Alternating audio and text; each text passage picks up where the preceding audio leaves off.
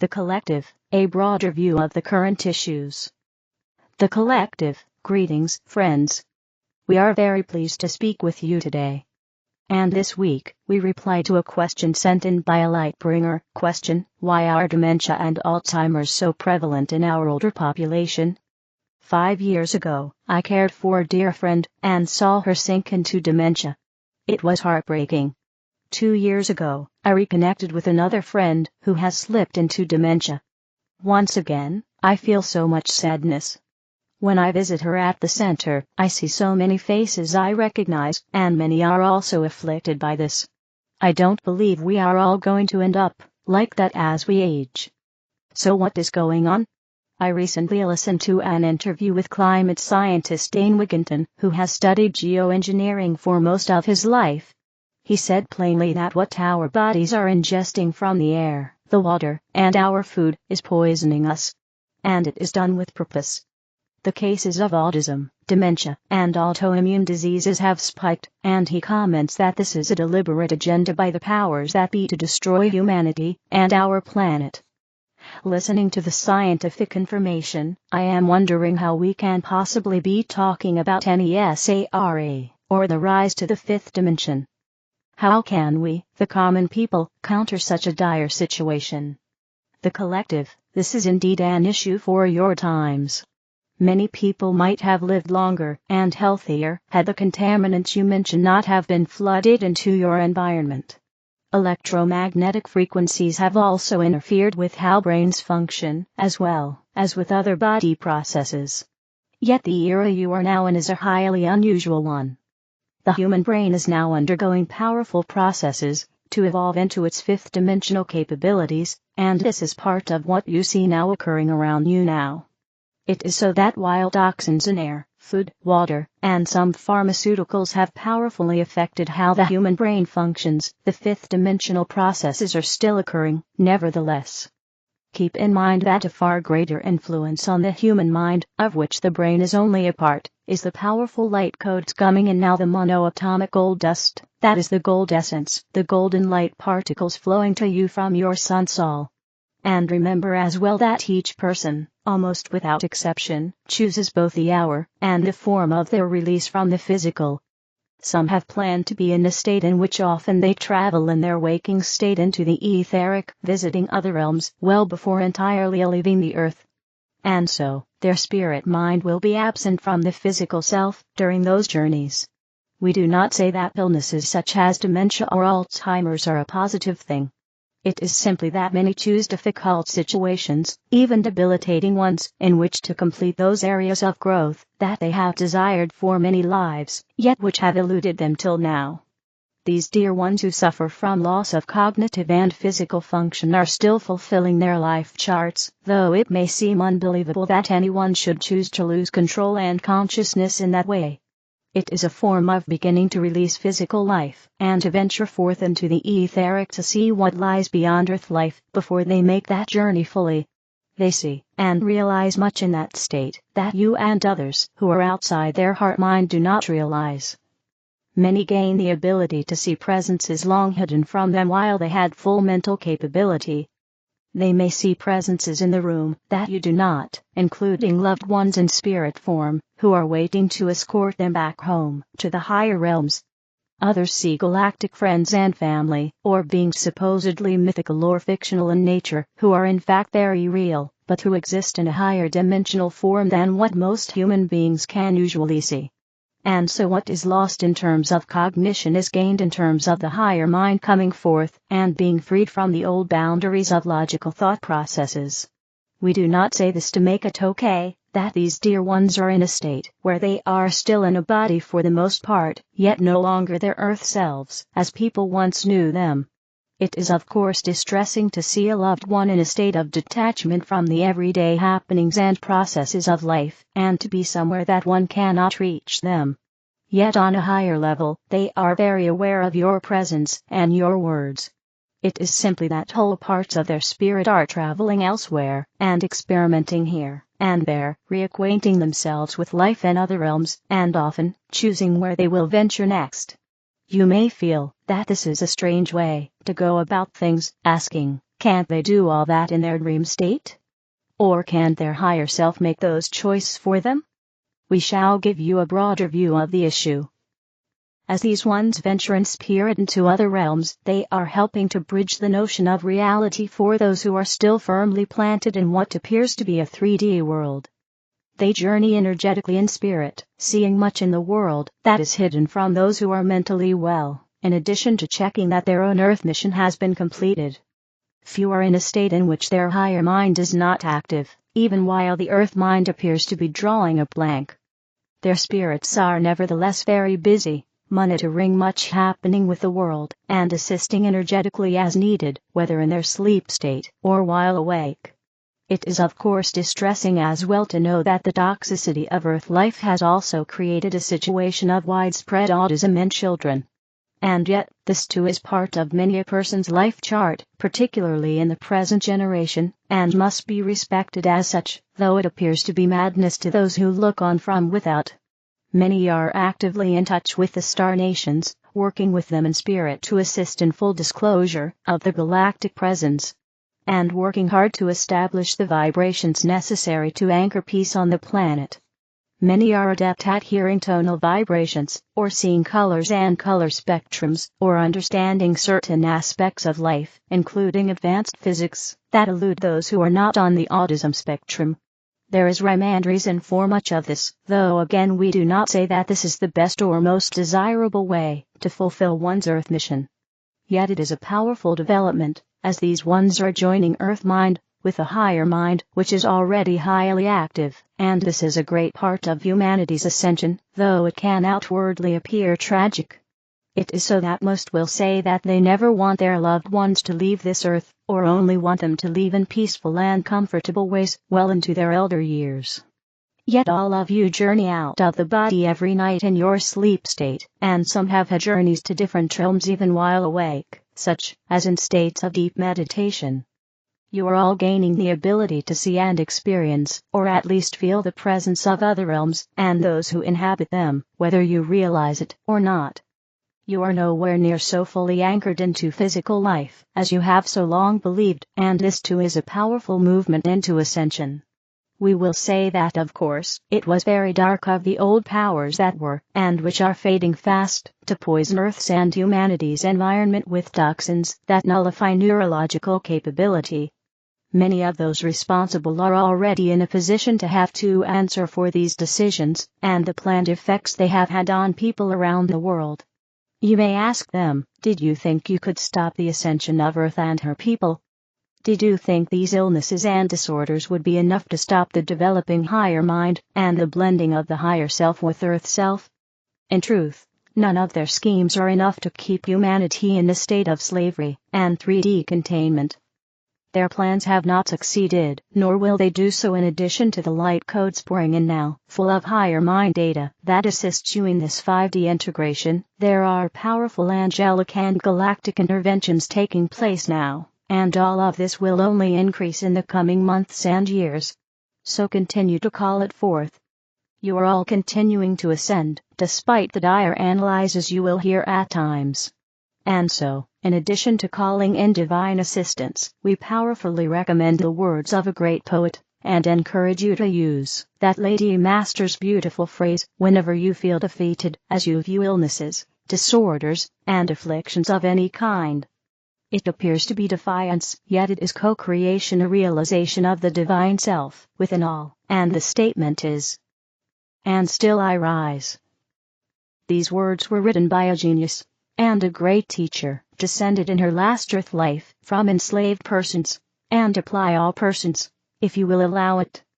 We encourage you to release notions of defeat, though yes, as the poet says, this is the hour of soulful cries for justice. You have in spirit already declared your freedom, your release from the shackles of dark interferences.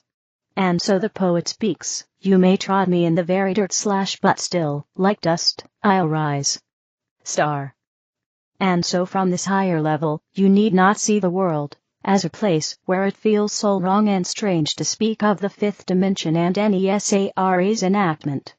you begin to understand these conditions are part of what these dear ones have come in for, in their journey of linking the third-dimensional state of spirit mind with far higher ones. Their energies are a kind of bridge into the higher mind state. Would this be our preference for them, for any earth life? No, of course not. Yet bear in mind that many are here for the last time in a 3D world. They will not return to suffer this way again. Many are starseed, and only regain their memory of their true family and true home in moments of what appear to be loss and delusion. They travel, it is so, and so do you all. It is simply that you do your travel in your sleep state. And you desire all to be well, in ways that the third-dimensional earth cannot offer you. And yet you are all shaking off the shackles that have held you back for millennia. Draw up your courage for these last days of the old paradigm. Dear ones, you cannot lose who you truly are, and neither can your loved ones. Reclaim this in your heart space, and the mind will come to accept, in its own way and time, that all is well. Whenever your heart sinks, speak this beautiful phrase of co-creation and reclamation of one's divinity, and still I rise. Loving things that would otherwise sting. My dear friends, we love you so very much. There is so much love in your world. There are hearts that love so much they forget to love and start to long, and then they hurt. There are people who love their causes and ideas so much they forget to love and fall into hate. But more often than not, there are countless billions of souls who remember that love feels better, and that in a space of kindness, compassion, and love, they feel most like their true selves. Love is the only solution to all the world's ills, for all problems and pains stem from a disconnection from your true self, a disconnection from love. Conversely, all joy comes from embracing the vibration of love. Some of you have served everyone else until you hurt, because you have not taken care of yourselves equally. Some of you love an ideology so much that you hate those who run counter to it. There are those of you who care so deeply that you feel powerless when watching people make unloving decisions. Nevertheless, dear ones, no matter the trigger, it remains within your power to return to love and reclaim the peace, health, abundance, and comfort that is yours. You can shift your energy with a single thought. As you focus on what feels more like love, you open to the eternal flow of life and love, and allow the divine to dissolve your problems. You can release your financial problems by focusing on life's blessings and allowing yourself to feel the abundance here and now. In that vibration, more will flow. You can release your physical ills by focusing on all that gives you joy, receiving love from others, or sitting with your angels to receive our constant love. In time, the flow that you open yourself up to receive can even recalibrate the body. You can release emotional ills by giving up the painful stories of your past, and focusing on what is good here and now. Look for it. Acknowledge the good within yourself. Make it your mission to find small things that feel good, and in time, this quest for comfort, kindness to self, and blessings in the moment will call you forward beyond the pain of the past. Your anxieties come from feeling unloved. If you knew how much you were embraced by the Creator of universes, you would not worry about a thing. Your fears come from feeling unloved. If you knew how loved you were, you would live with heartfelt abandon. Your anger comes from feeling unloved. If you knew how loved you were, you wouldn't have to worry about the behavior or anyone else. You would receive our love and feel so deeply cherished that those who don't feel like loved to you would be less relevant to your journey. Even in your very human and understandable grief, in which you miss the love that was once present in the form of a loved one in front of you, they are still loving you, waiting for you to sit quietly and receive. No one in the heavens would dream of making you wrong for feeling any of these things. When you are in the tougher spaces, we hold a vision of your emergence back into the awareness you are loved. When you feel hopeless, we remain steady in our vision of your emergence into hope. When you feel upset, we remain steady in our vision of your emergence back into peace. We hold a vision of your future joy when you feel lost in grief. We never waver from loving you, and gently reminding you that you are loved. You are cherished. You are guided. You are protected. Start small in your quest to find the vibration of love. Look for the tiniest things to feel good about, and then take a moment and allow yourself to feel good. No matter what is happening in the world, give yourself permission to feel good. No matter what is happening in your personal life, permit yourself to enjoy moments of goodness. No matter who around you is doing what, let them be who they wish to be and focus on your own joy. You can't solve the problems or change the vibrations of others for them, but you can pull your energy back into your own center and ask yourself a simple question: how can I find the vibration of love right here and now? You can find the vibration of love while focusing on things and beings that upset you. You cannot force yourself to feel good about things you don't like. However, you can always look around for the good in other places, people, and situations. You can allow yourself to feel good. We know there is a lot of violence on your earth. We've watched these misunderstandings for centuries, as one group or person tries to kill off another to end an ideology by eliminating its form in the 3D world. In truth, ideologies are vibrations, and vibrations cannot be killed. Vibrations cannot be eliminated.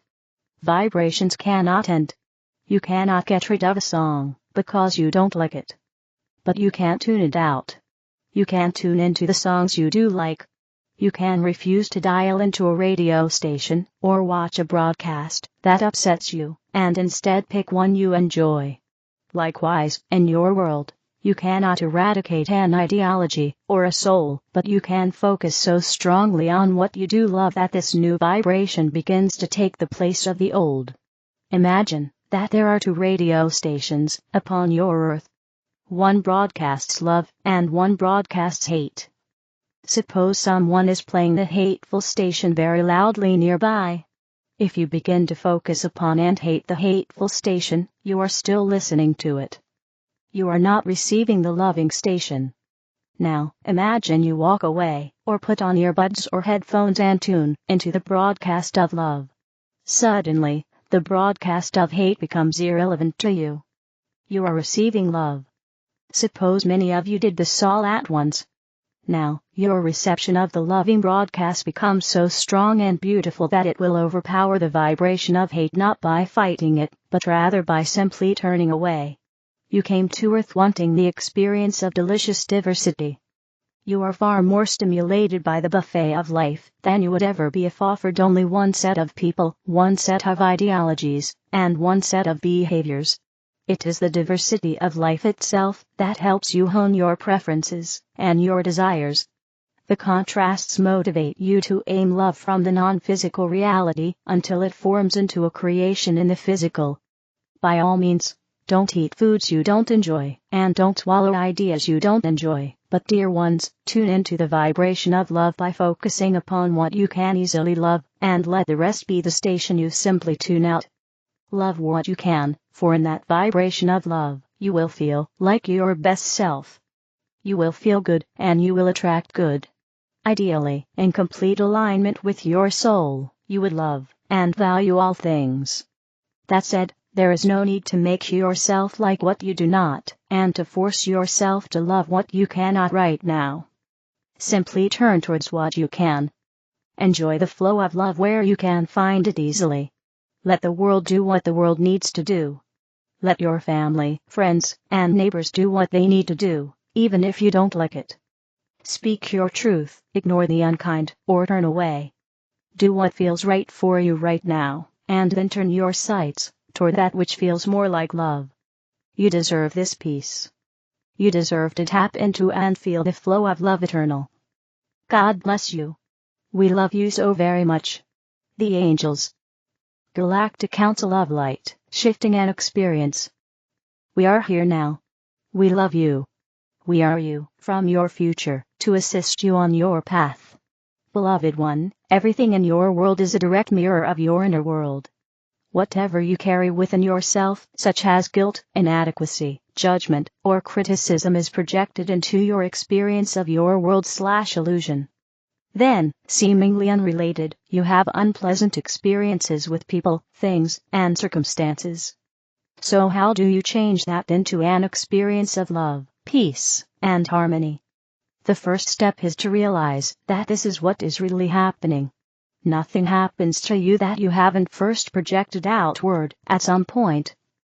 Because the unpleasant experience has a time delay, and is a version of the original concept of yourself, it seems unrelated. However, if an experience is unpleasant, it is safe to say that you carry the essence of it within yourself. The second step is to then begin to call this reflection what it is. A mirror reflection.